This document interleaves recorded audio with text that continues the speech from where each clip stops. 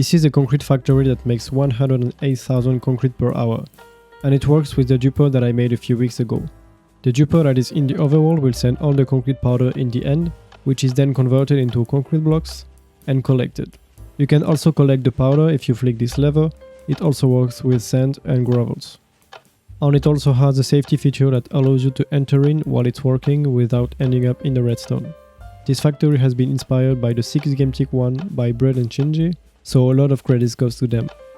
There is a Lightematics in the description if you want to build it, but I will suggest you to stay if you want to know how it works.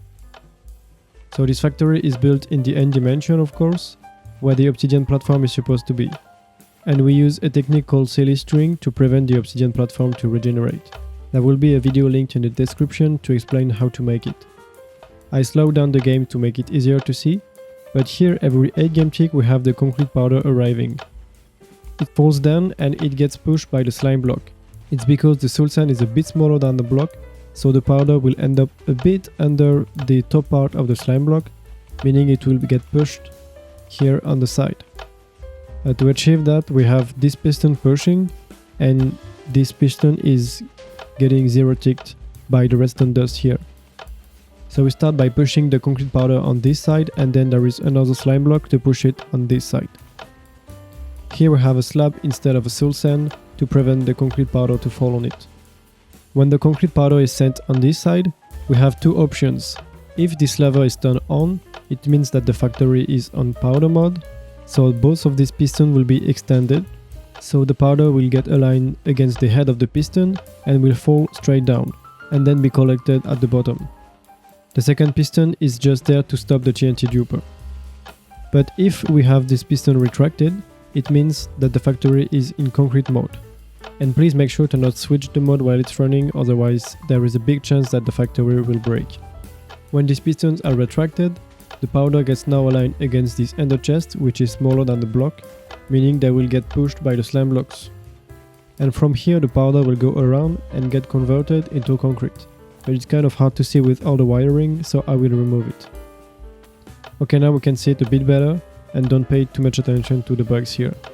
So you have to keep in mind that even if it looks like there is only one block here, you have all 12 concrete powder at the same place.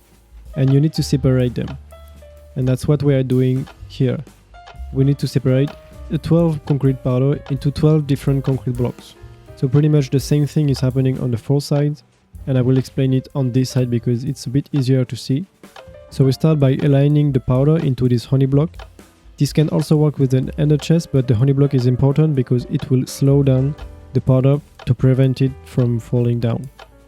Then it gets pushed by the piston, and since it's aligned against the honey block, which is less than a block, it will touch the water here that is on top of soul sand.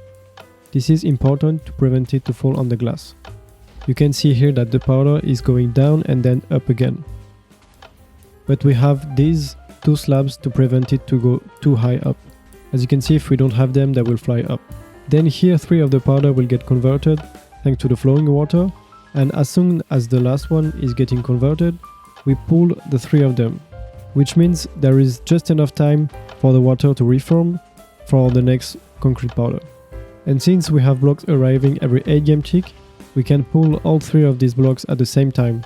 But for faster concrete factory like the 6 game tick one, you need to pull them as soon as they arrive to make sure the water can regenerate.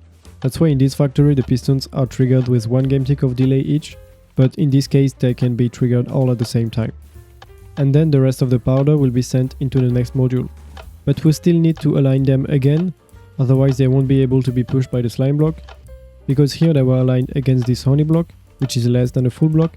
So we push them with the piston to align them as if they were aligned onto a full block. Then it does the same thing on the 3rd module, but the 4th one is a bit different. And that's because in the first one we only convert 2 of the concrete powder. It's just for the factory to be aligned in the middle, otherwise it will be too far this way, meaning we need to convert 4 concrete in the last one. So the first 3 blocks are converted the same way, but then the 4th one is pushed by this piston, and then there is another sticky piston here to pull it, and then it's pushed down. So if we look at the bottom, it's not symmetrical, but it works. The good thing with this factory is that all the concrete is pushed at the same time, except the last one, and they all get pushed exactly when the TNT blows up. Even this one, because it takes a few game ticks for the blocks to move, so they are still moving when the TNT is exploding. And we need the TNT to explode when the blocks are moving, because then they have a 0 blast resistance, and we can explode a lot more. There are a few more things to show in this factory. So for example, this TNT duper, which is designed by Kled. It's triggered every 32 game ticks, so every 4 cycles. The TNT is duped here, and it gets pushed by this piston to align it inside of the water stream. Then the TNT will slowly follow the water stream and fall down. On top of this ender chest, there is a piston triggered by this observer too, that will push the TNT, and then it will explode on top of this obsidian. We need the ender chest here because when you turn off the factory, sometimes there is a TNT remaining on top of it, and since it's a block that can be blown up and that's less than a full block, that prevents the TNT from exploding any blocks on the side. To turn on this factory, we have this comparator here, so when there are blocks arriving in the end, it will turn off this comparator, that will turn on this pulse extender that will always be on, triggering the clock, that will then send a signal to the rest of the factory, and it will also remove this glass block. This block is here to prevent the player from falling in when the factory is off, and the second repeater line will power this piston. When the factory starts, this piston will be extended, preventing this part of the factory to work, and then about 4 seconds later it will retract, allowing the concrete powder to be sent into the system. This is because the TNT takes 4 seconds to start exploding, so we need to wait until the first TNT explodes before having any concrete in. Otherwise we will have concrete arriving and they won't be exploded and they will break the machine. And that's the part of the factory that I don't really like because it's a lot of repeaters and there is probably a different and better way to do it. So that's about it for the different part of the factory. Then I guess I can show you a bit of the wiring. I won't explain everything, but just some of the choices that I made. So we can start from here. This is the 8 game tick clock to control the entire thing. It will send a signal first to this part that I already shown. Then the signal is sent using a lot of observers because we need a lot of delay to first this part with the piston and the slime block. And we also have here a 4 ticks repeater to power this part for the TNT duper. This 4 tick repeater will trigger this piston every 2 cycles, and then here we have a toggle state to trigger this every 4 cycles. And it doesn't matter where the observer is when we start the factory, it will always work. Then I'm sending the signal down. I'm first triggering these 2 pistons, then the signal is sent here to trigger this one, and then this slime block. Here it was kind of complicated to trigger this observer because of the redstone dust that we need for the 0 tick here. Because we can't use a trapdoor or a node block, and we also can't use a wall because there is a piston at the top. So I had to use another piston. So this observer is triggering these 2 pistons to push down, and also this one with this trapdoor that will power these 2 observers 2 game ticks later. And that's what I did everywhere, powering the bottom piston 2 game ticks after the top one. Then the signal is sent across here. We have the same thing, we first trigger these 3 pistons, and then these 3 sticky pistons at the back, thanks to these observers, and we have the walls, the trapdoors. And the walls are really great here because we have a redstone block, so we can't have any trapdoor on the side, and the walls will only detect if there is a shape update. They won't detect if they are powered. Then the signal is sent again. Here I have to send a signal across using the trapdoor on the wall, and thankfully it doesn't mess up with the powder. And that's because here we have the clock that takes a lot of space, and also this part at the top that takes some space.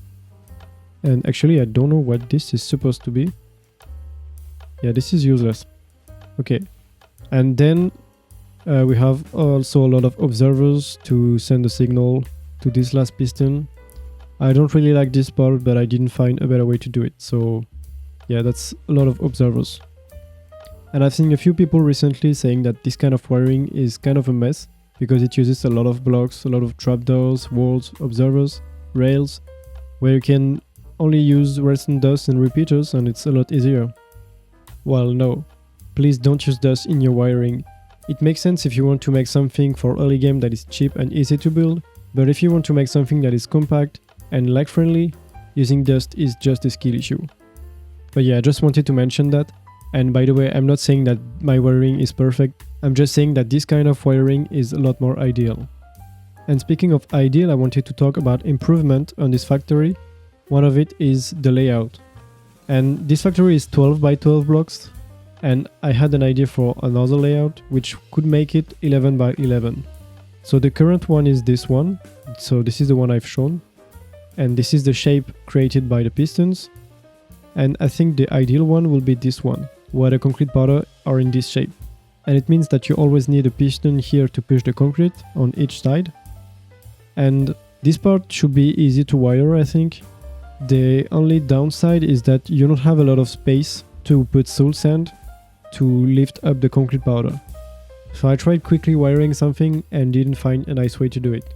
So if you want a fun challenge, I would suggest you to start and try to wire this, because I think that could be pretty much ultimate for the speed. So that's about it for this factory. I've tested it in 1.18 for 100 hours without issue. I also tested it in 1.20.2 and didn't have any issue. So it should be working for 1.18.2 and above. And apparently in future versions the end will chunk load itself around the Obsidian platform. So if that's the case, it means that you could run this factory without any player, which is really good. As always, you can ask any question if you have any issue, and I will see you in the next one. Bye!